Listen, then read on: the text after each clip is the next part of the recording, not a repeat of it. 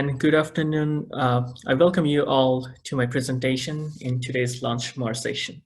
So I'm Sarfaraz, as mentioned by Orit. I'm a fourth-year PhD student and also a PhD candidate at UCLA. So today I will be presenting my research where I address the question of can managed aquifer recharge mitigate the groundwater overdraft in California's Central Valley.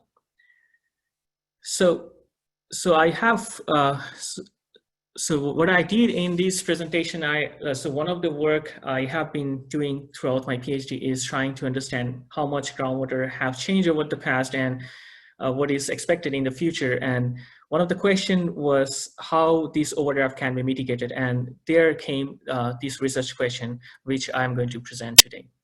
Next slide. So I break down the presentation in three components. The first part, I will be giving an overview of Central Valley's climate and groundwater. Then I will be discussing the model, assumptions, and scenarios. And finally, I will be presenting the results, which include the effect of managed aquifer recharge on groundwater storage, flood and low flow, and finally on the water logging. So next slide. So the first thing is why Central Valley is so much important. So Central Valley is an agricultural hub, we all know that, and it brings major economic benefit to the US. And this region produces wide varieties of vegetables and fruits, which plays an important role to ensure food security. From in the geographic perspective, it is located in the center of California, and which is like basically covering 1/3 of the total area. As seen in the figure, we see that in the west, it has Pacific Ocean, and in the east, there's Sierra Mountains. And all the water flowing through this area actually drains to the Pacific through the delta, which is shown in the figure. Next slide. So where the water comes. So most of the water in Central Valley comes from the headwater watersheds. For example, this figure actually shows the headwater watersheds. Most of them are in the west side, which is in the Sierra Mountains. So from the figure, we can just generally give an idea or have an idea of which watershed is bigger or smaller. For example, the highest flow in Sacramento region comes from Sacramento watersheds, feeder watersheds, and for example, the American River Basin. So in this case, the region can be divided into 5 major hydrologic regions. For example, the Sacramento hydrologic region, which is the northeast region, then comes Delta and East Delta, which we see from the figure. And in the south of Delta, there are San Joaquin and Tulare region. So before we move to the next slide, let us get a poll question for you. For example, how much water actually Central Valley gets through the headwater watersheds? So from this figure, we actually see the headwater watersheds, but the poll question is which 3 headwater watersheds actually contribute highest annual flow to San Joaquin and Tulare?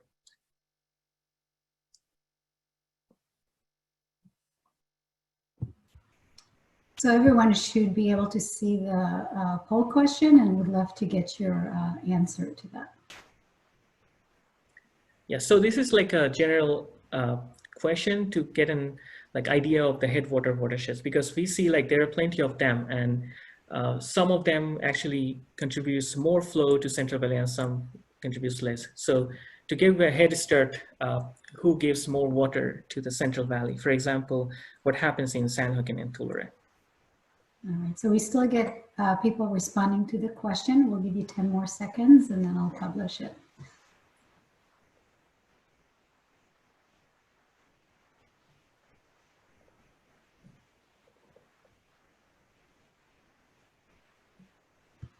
Okay.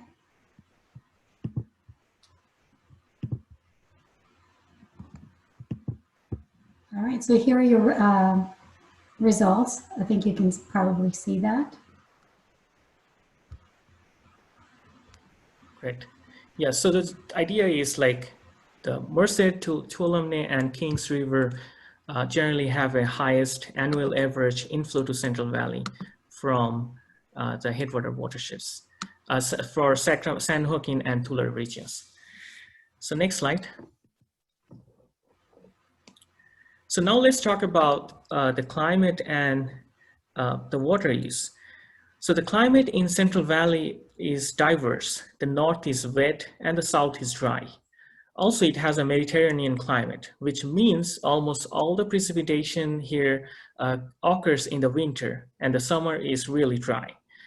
So for example, the left figure, we clearly see that north is wet, and also we see another thing. The headwater watersheds, that is actually the surrounding area of the valley portion, has higher rainfall, whereas the valley, which is shown with the line, is basically having relatively less rainfall than the headwater watersheds. So what happens due to this diverse climate? What happens is most of the rainfall falls in the north. That results most of the surface water inflow to Central Valley in the north. Almost 80% of the inflow comes in the north of Delta, which we see in the right figure. Whereas almost 66% of the total water use is in the south. So these kind of precipitation distribution actually resulted in higher groundwater use in the south. So next slide. So, next slide. Okay, great. So what happened due to this such imbalance and continuous use of groundwater over the past many years, groundwater has been extracted to meet the demand that has not been met by surface water. However, this overexploitation has resulted in long-term groundwater overdraft. So an average, for example, is like 3 km³ per year, taking like a very long time average. The groundwater depletion rate has increased many folds in the recent droughts. For example, this figure is taken from Xiao et al., which actually showed the groundwater storage change estimated from GRACE data. So where we can see that during the 2007 to 2009 drought, the groundwater depletion rate was 5.5 km³ per year, which is pretty high. But this was more than double in the 2012 to 2015 drought. So it's like almost more than 11 km³ per year. So this depletion rate actually shows how important it is to find a measure to mitigate the groundwater overdraft. So here, before I move to the next slide, it could be nice to have an idea about the conversion of km³ and acre-feet, because many people actually use this acre-feet unit. So let us have a poll question like how much water is actually contained within 1 km³? What is the equivalent size of Olympic pool?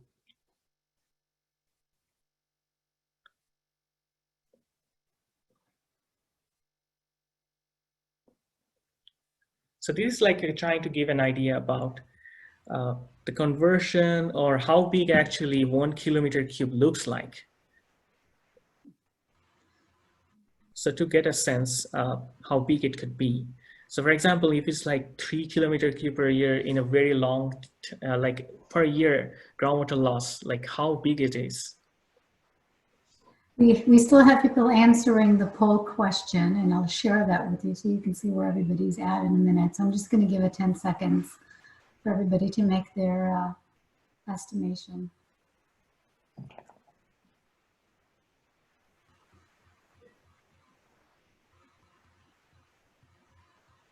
Okay. So interesting results. Do you want to comment on that? Yeah, so it seems like there are different types of results, but it's very like very interesting. So it's basically very big, like almost 400,000 Olympic-sized pool, which is actually the right answer in this case. So which is pretty big because if we think like, okay, 400,000 times 3 Olympic pool-sized water is being extracted each year, that's like pretty big and even higher during the droughts. So this is like kind of motivation, like how important it is to actually find a mitigation measure. And so there comes sigma. So can you go to the next slide? All right. So here comes the sigma. So what the sigma is like enacted in to hold the groundwater overdraft. So for example, this figure shows the overdrafted basin with different priorities, where most of the southern basins are like critically overdrafted. So sigma also provides a time frame to bring the groundwater to sustainable range. And this is also another motivation for groundwater, bringing groundwater sustainability. And there actually comes managed aquifer recharge. Next slide, please. Or can you go to the next slide, please? Thank you. So what is managed aquifer recharge? Most of us actually have some idea about managed aquifer recharge. The easiest way to say it is managed aquifer recharge is a way to increase groundwater storage by recharging excess surface water. So in general, it has been applied for many years in many countries and many places. It has different objectives. For example, in many places, it is used for water quality purposes. And also there are different types of MAR. But in this case, when we talk about California and the issue, I would basically refer to the purpose that is like increasing groundwater storage. So in the figure, we see that winter inflow to Central Valley. So why winter? Because most of the rainfall occurs in the winter, and the most of the inflow to Central Valley or the excess flow that can be considered comes to Central Valley during the winter. So that's basically, we can see that higher inflow coming in the north, whereas relatively lower inflow coming in the south. So the right figure, what it shows is the red line is a threshold, and the figure shows like the monthly delta outflow. So if we just take a line which is like 90th percentile, the flow over it can be like considered as a flow, like excess flow. So there is a common like there's a general consensus among the environmental community, like what is the threshold that can be considered. So I will be discussing about it in a few later figures. So so what is the knowledge gap? So what we know that managed aquifer recharge might have some potential. So what we don't know. So here comes my work. So next slide, please. So the knowledge gap is how much can managed aquifer recharge mitigate the Central Valley's groundwater overdraft? And what is the implication of for flooding? And what is the implication for low flow? And also, what is the potential for winter delta export to the south? So in this research, what I did is I tried to address all these questions and try to see like what is the maximum potential of MAR? So assuming that we are able to apply MAR, we are able to implement MAR in everywhere we find suitable and we want it to apply, what could be the maximum potential, or how much groundwater overdraft can be mitigated? So why this is important? We get an idea about the maximum possibility, or is kind of a bounding analysis. So here we will actually see what is the maximum possibility of overdraft recovery. So next slide, please. So here we do numerical experiments to answer all the research questions, or fill all the knowledge gap that I have shown in the previous figure. The model I use is California Department of Water Resources C2VC model that uses the IWFM modeling framework. So the model divides the region into 5 major hydrologic regions, which is shown in a previous slide, like Sacramento, Delta, East Delta, San Joaquin, and Tulare. And they're also subdivided into 21 subregions, starting from subregion 1 in the north to subregion 21 in the south. So this is also divided into more than 25,000 finite element grids. The average area is like 1.65 kilometers square. So it is worth mentioning is there are like 2 versions of the model, fine grid and the coarse grid. I use the fine grid model. For the simulation, what it does is it represents the surface water process as 1-dimensional process and the groundwater as 3-dimensional. So for more detail, I would refer to read the IWFM manual and C2SM manual. So next slide, please. For the experiment, one of the question that we wanted to do is, what we wanted to answer is, okay, where should we recharge? So we do some experiments, but where do we recharge the water?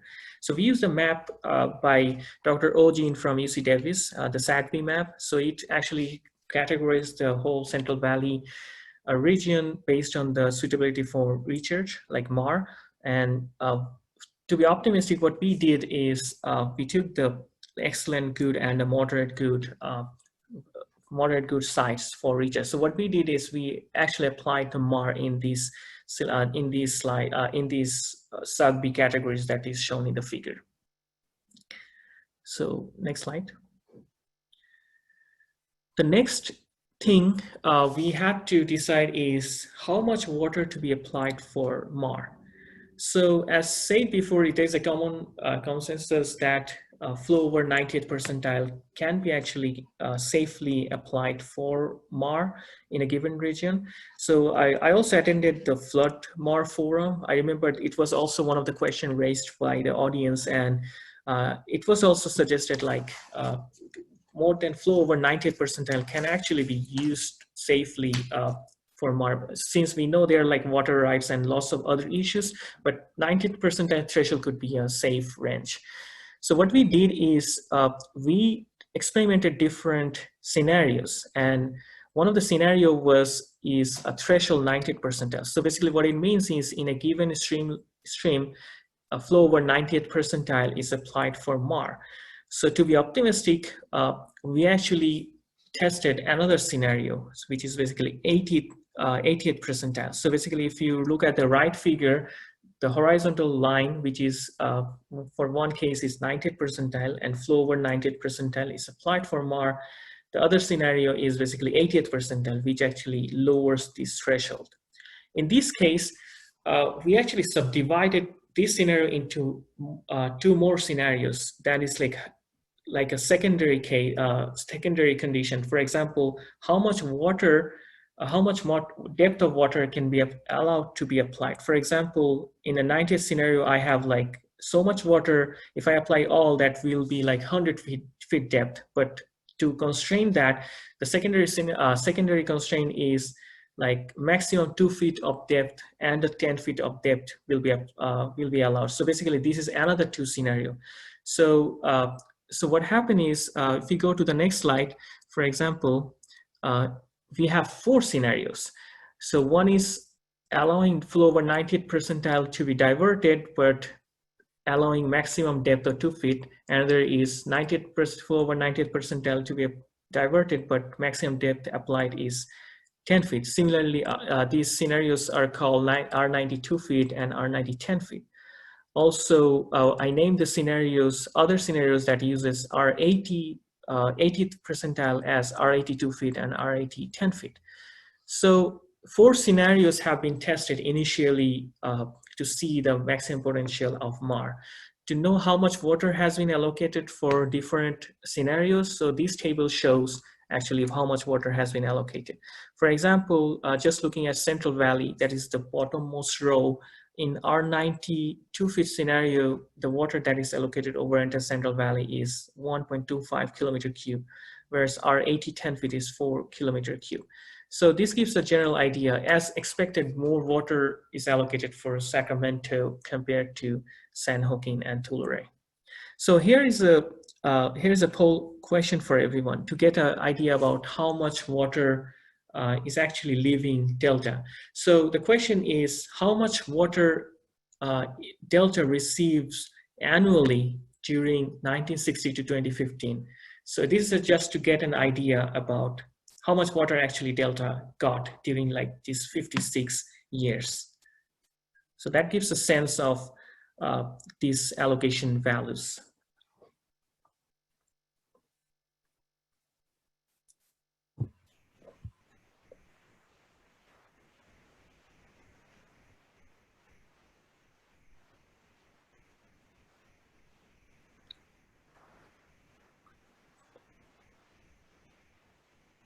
So we have now about half of our participants who have responded. So I'll keep it for another 10 seconds or so everybody can participate.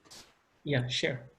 Yeah, this is, I think this is also an interesting thing to know, like how much water Delta receives and what is compared to that, how much water is actually being allocated under this scenario. Mhm. Okay, so just a couple of seconds if you all want to weigh in. Interesting responses from everyone. Okay, and here we go. I'll share that with you so you can see. Yeah, interesting. So actually, the right answer is 18 kilometer cube per year. So the average value over the 56 years is delta inflow, which is based on the data from day flow. The average value of inflow is like around 18 kilometer cube per year. Okay, great. So let's go to the next slide. So here is one of the results. What it shows is what is the historical groundwater storage change rate and how much each of the MAR scenarios were able to recover the overdraft. For example, the left figure shows the groundwater change rate over the past 56 years, like 1960 to 2015. So we clearly see that starting from close to delta to the south, the groundwater storage changes are negative.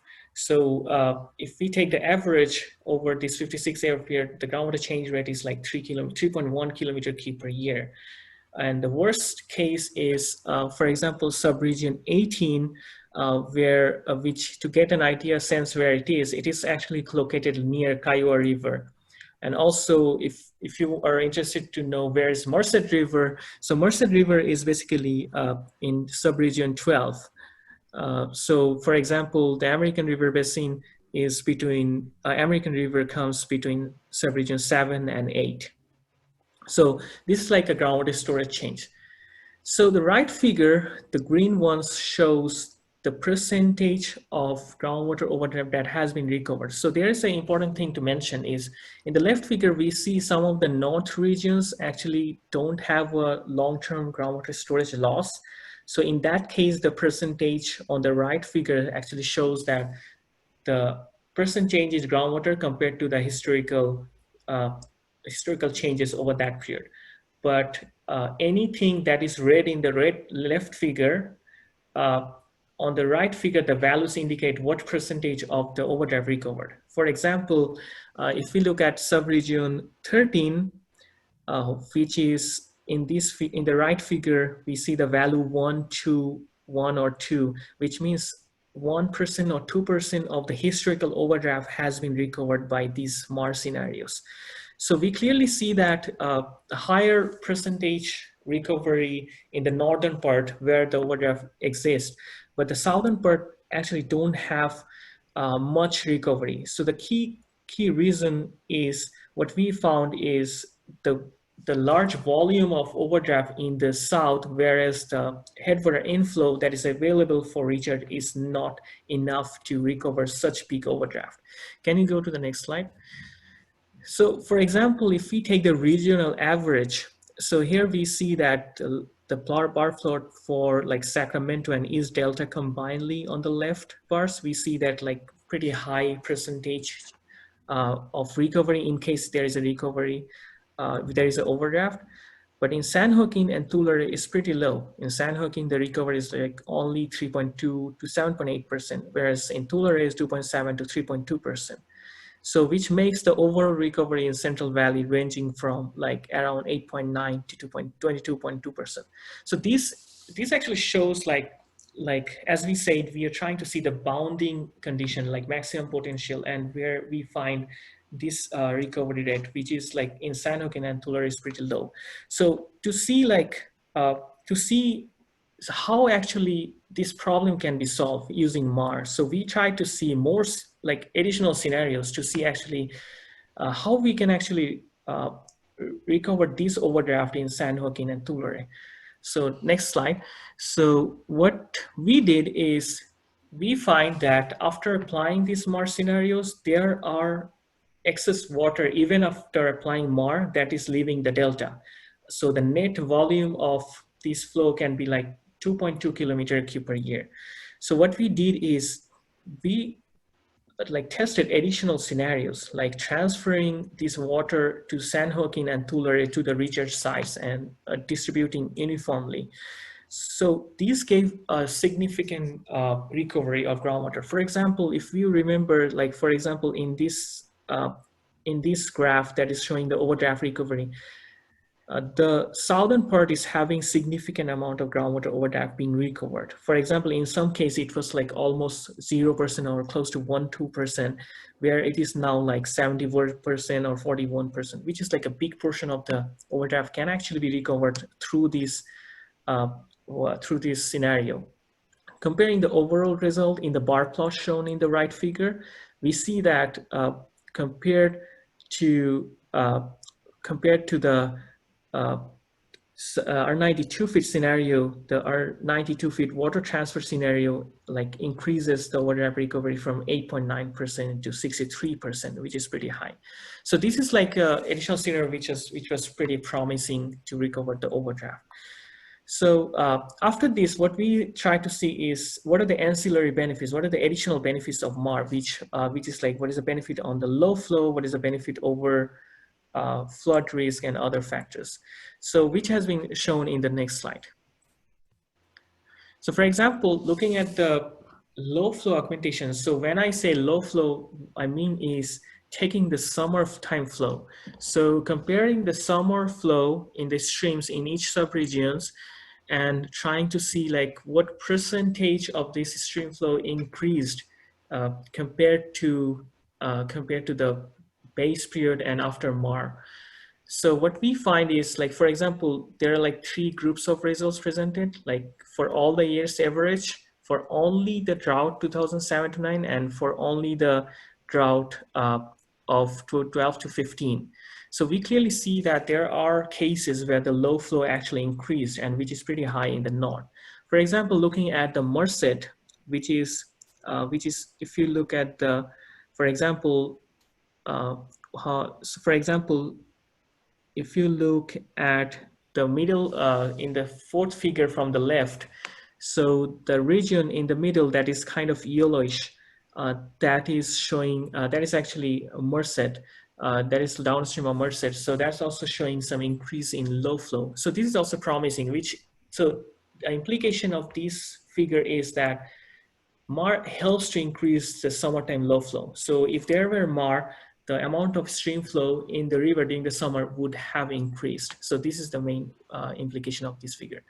So so the next thing we see in the next slide is so how the flood peak reduced. So what we did is we just picked 2 events. One is like, for example, on the right figure, one is on one location A is the Feather River and B is the Merced River.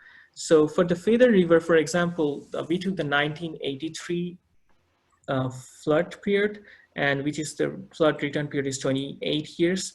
And for the Merced River, we took like 1997, which is the largest flood. So we see that compared to the base period, R90 and R80 scenario has helped to reduce the peak. So these 2 figures is only for conditions where the depth of application is constrained to 2 feet. But if we go to the next slide, we see that if we increase the depth, we remove the depth limit, that actually reduces the peak significantly. So this is just showing that MAR has the potential to actually reduce the flood peak. But there are some important things that also have to consider, because the simulation I have done on monthly time scale, but taking daily time scale, there will be storm events that have higher peak values. So in that case, that also have to be considered while working with such kind of flood peak reduction cases. So the next thing we look is just looking at the water logging potential, like what is the risk of water logging. So for example, what this figure shows is some percentage of months during the simulation period, the water table depth is less than 1.5 meter. So it's basically any yellowish value or close to reddish is going, the value indicates that higher percentage of months during this period, the water depth is less than 1.5 meters. So this is kind of indicating risk of waterlogging. So what we find is the risk is relatively higher in the north, but the groundwater overdraft is not that much in the north. But there are some places in the south where there are also some risk of waterlogging. But the good thing about is there is a lot of research sites in the south where that can potentially be used to avoid such kind of water logging. Just based on the SAC-BMAC, but in reality, there are other cases that need to be considered. So the next thing based on all these results, if you go to the next slide, what I would like to say is there are some caveats, obviously, because the scenario we consider is there are a couple of assumptions. For example, we didn't take the legal, infrastructural, land use, and policy constraints. Obviously, the reason was this is like a bounding analysis, considering those factors might limit the groundwater overdraft recovery and might help to realistically apply more. So also the soil structure is more complex than what represented in the C2VC model. So that might lead to some overestimation or underestimation. Also, another thing is in the simulations, we consider the monthly time scale. So considering daily time scale, which actually allows us to capture small storm events, might actually help to get more water in the south. For example, the paper by Kosis and Dr. Helen that actually took the daily time series, and we also compared the available water for research obtained by their research. And what I found that the available water is higher in that case, and which can be attributed to the storm events that is available to capture in a daily time scale and not monthly time scale. So next slide. So this, like, based on everything, the conclusion is MAR can actually help to recover 9 to 22% of the existing groundwater overdraft without water transfer. So the main reason of such low overdraft is lack of surface water for recharge compared to the very high overdraft. And transferring water from the delta, whatever is excess water leaving the delta after applying MAR to the south, could actually recover up to 63% of the overdraft. So we also found some promising results, like MAR can help summer low flow augmentation, flood reduction. So these are some of the good results we found. So the next slide, please.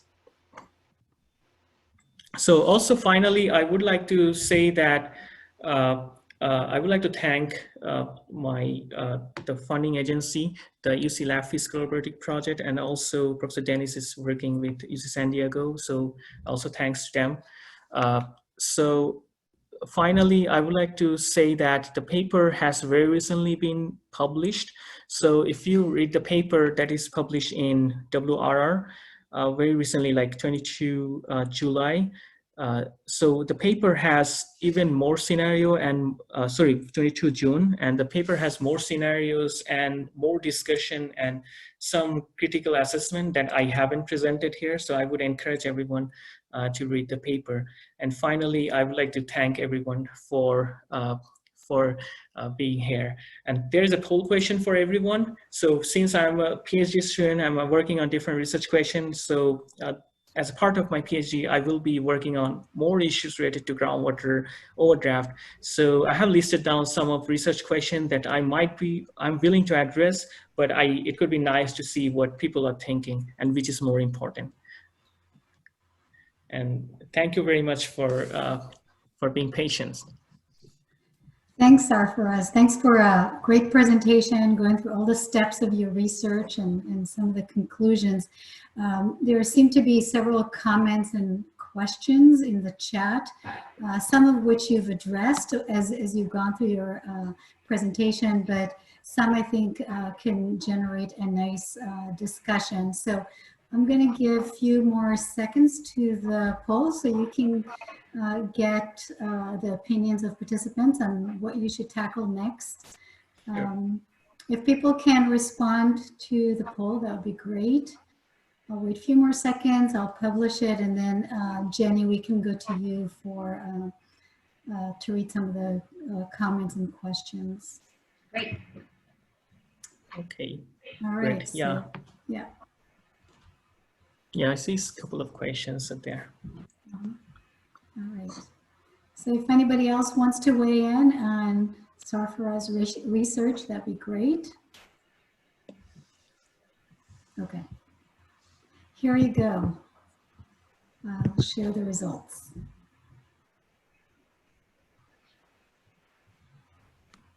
So Okay, you can these are see very there's a interesting clear results. favorite on how much of the existing overdraft in San Joaquin and Tulare can be mitigated by land use, cropping, irrigation technology changes. Okay, that's really interesting. Yeah, I like to see that, but basically what it actually goes with what I'm currently doing, trying to identify what irrigation technology is contributing to what amount of groundwater loss. So that could be really interesting to see. Great, thank you. Okay, Jenny, any questions that you want to bring up? Yeah, definitely. There's a few that I received in chat, and I just want to give folks the opportunity to turn their mics on and ask a question as well. If you want to get in the queue, just turn your video on or raise your hand, and we'll get your mics turned on. But I will first ask a couple from the chat. First question: how did the first scenario model explain such high levels of recharge in the Sac Valley, where overdraft is not a large issue and aquifer capacity is limited? Mounding and soil saturation would be a major problem. So yeah, that's a very very important question actually, because as we have seen in one of the figures of the water logging, that in the north, what happening is if we actually overdo this recharge, what happened is there's a risk of water logging, which is also shown in one of our figures, that in some cases this might be risk. So I would say this is also obviously need to be taken care. But one thing is how the model take care of it is, so anytime if I recharge more water, I'll give more water to any regions, what happens is water level increases. And in some cases, if you go to the paper, you will see that in many cases of a majority of this water, actually like 80% of the water that has been recharged in the Sacramento for some scenarios actually comes back to the stream. So it's not like I'm recharging and staying there.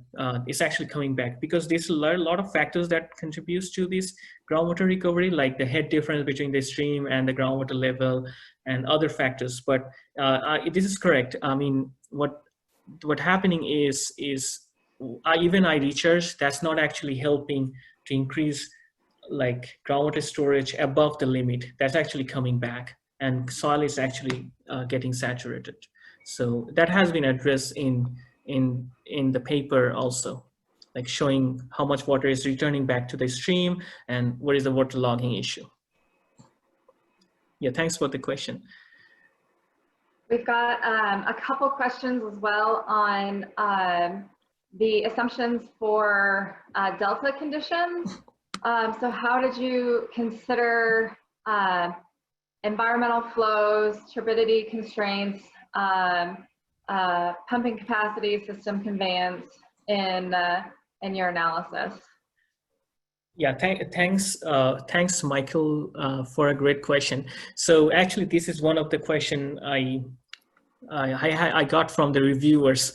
So the thing is, this is obviously a concern, like how much water can actually be diverted from the delta to the south and the other issues.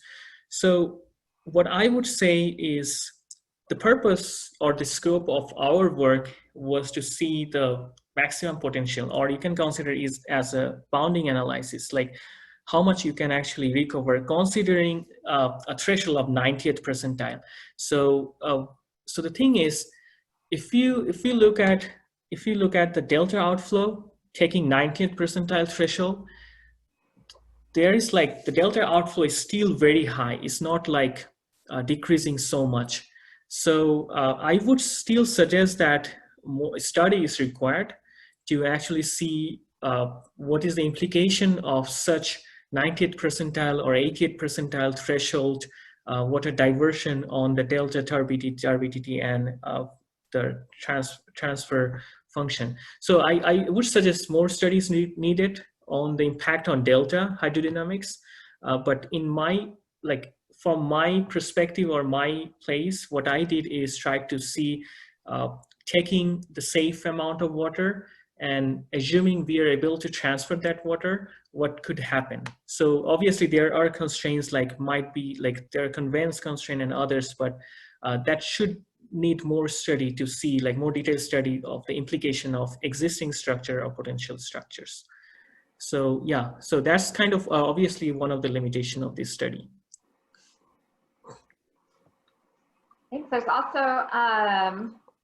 a comment about applying C2V sim at a landscape scale, and that vertical K has not been calibrated, and the ability for the groundwater system to take in recharge is strongly dependent on KV.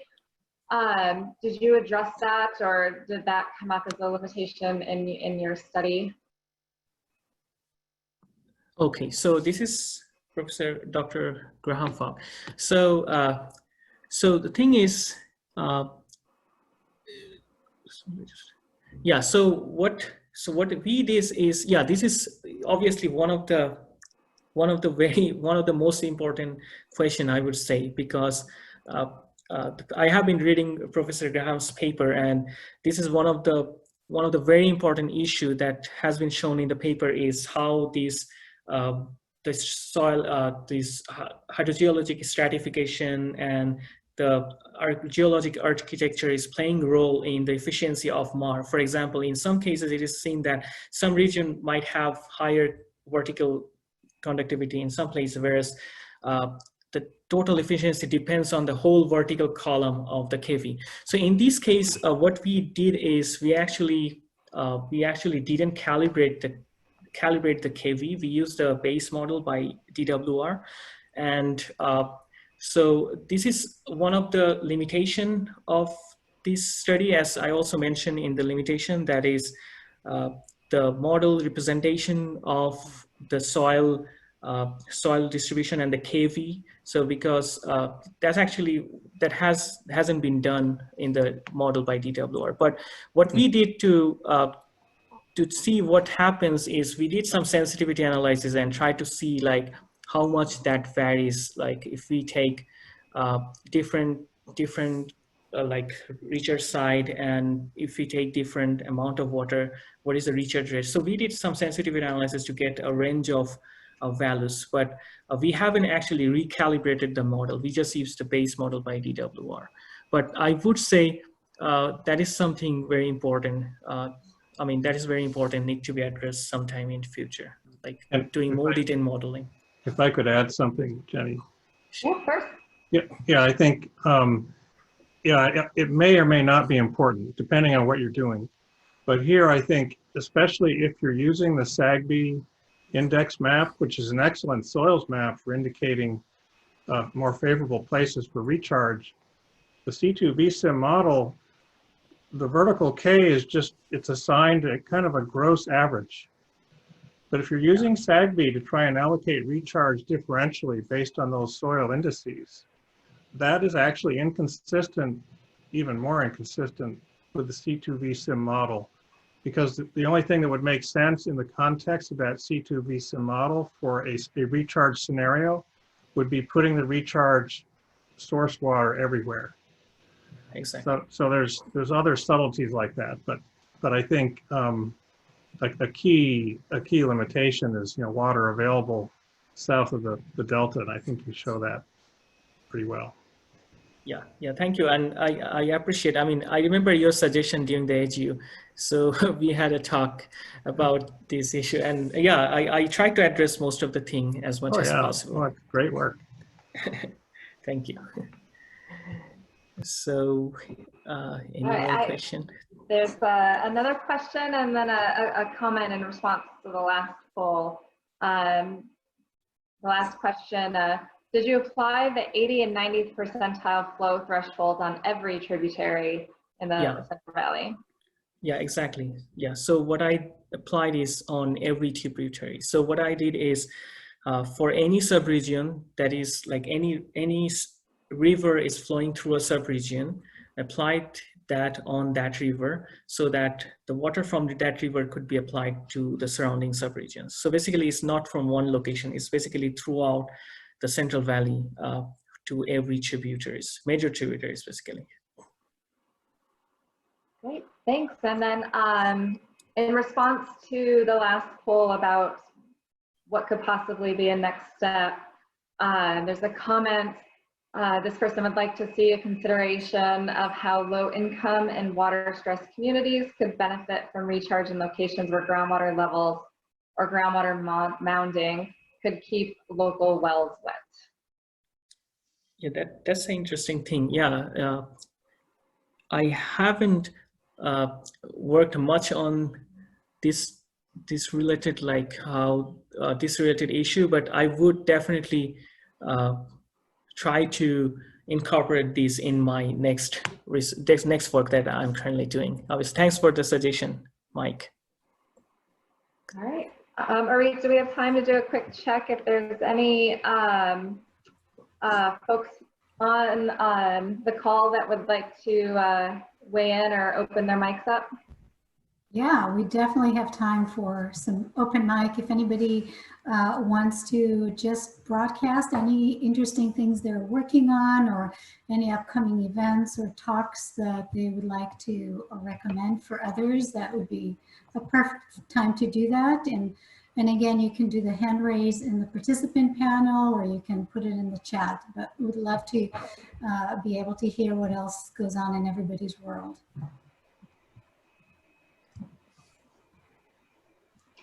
It seems like it might be a quiet group too, so folks are just welcome to unmute themselves and go right ahead and feel free to add any additional questions or let us know if there's anything that you're working on or you'd like to share with this LunchMAR group.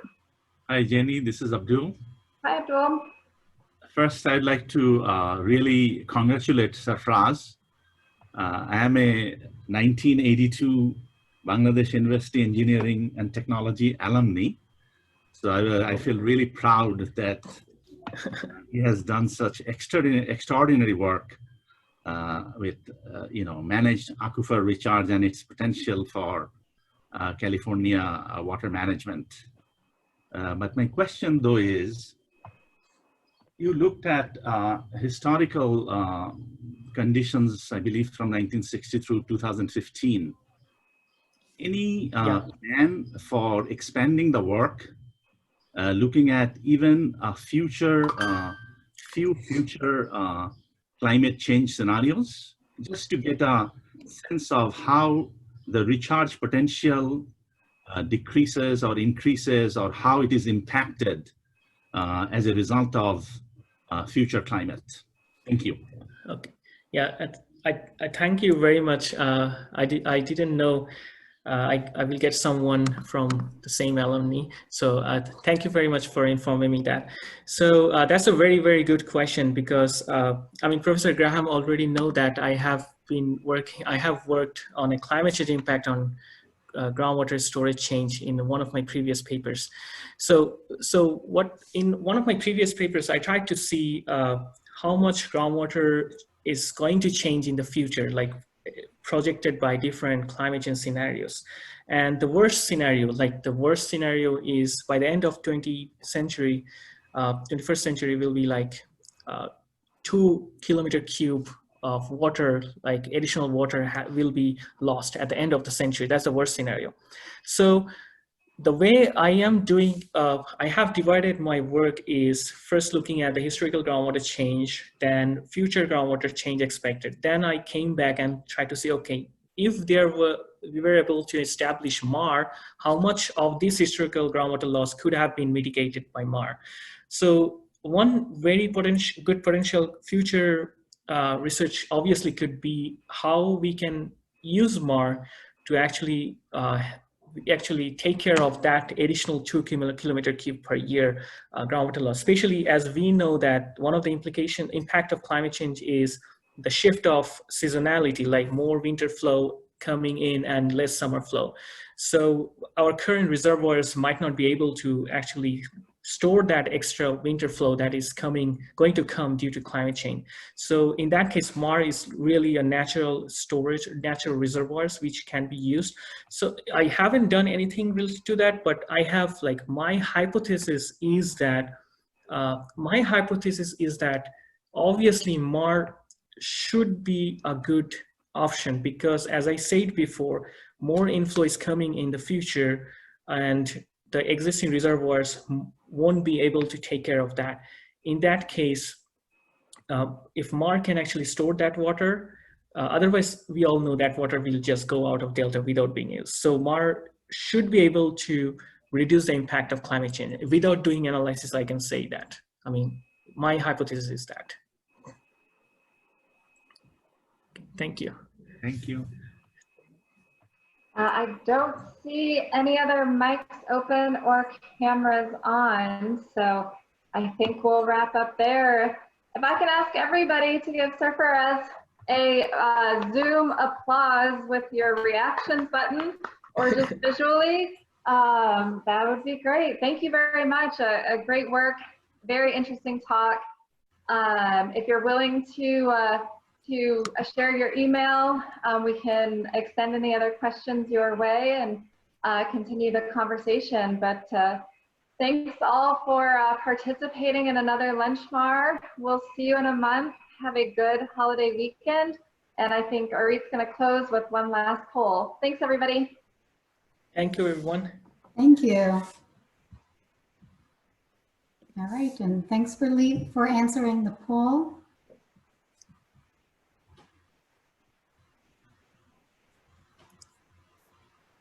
Okay, here we go. All right, we all appreciate your presentations and your insight. Thank you. Thank you very much. Yeah, I hope it helped people to know something about this potential of MAR. Thank you. Thank you. Yeah. Yeah. Okay. See y'all next Bye. month. Yeah. Bye. See you. Bye. Bye. Bye, everyone.